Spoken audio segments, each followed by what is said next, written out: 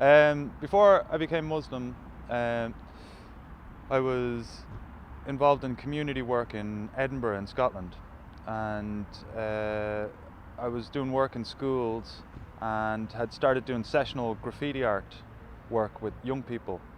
I bumped into a group that was doing a kind of outreach church project, and it was from the oldest church in Scotland.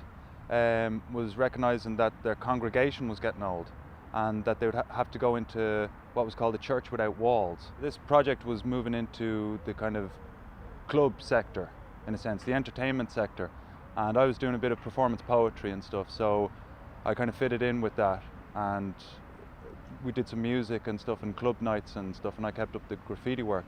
So that got me, I had a yearning to get with the scriptures and things like this.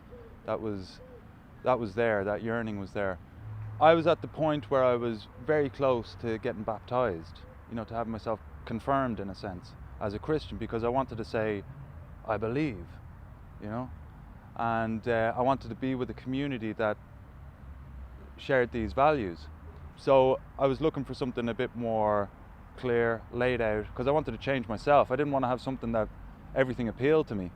I wanted to have something that would challenge me, because I needed those challenges. With being with the Christian community and Christianity itself, it didn't challenge me in any way. Then with all the kind of hype and rhetoric in the media, then I started saying to myself, as I was reading this, and I was reading it totally in depth, to the point of obsession, I started to say to myself, I'm a Muslim.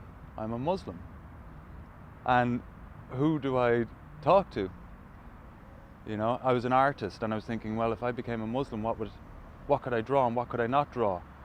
And yet I was totally into graffiti and words and things like that, and that was there was a purity to that which I was prepared to accept, and I knew calligraphy and the Islamic art and the geometric designs, that was where I was headed, in a sense.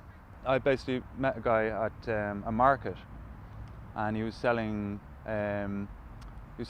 calligraphic stuff, which attracted me, and he was doing a promotion of gold coins, the Islamic gold dinar. So I got talking to him. After about 20 minutes, I just said, like, I think I'm a Muslim. I think I'm a Muslim. This kind of a thing. I met other people around him and stuff, and he was the emir up there in Edinburgh. He had a group around him. So I was with them for quite a time before.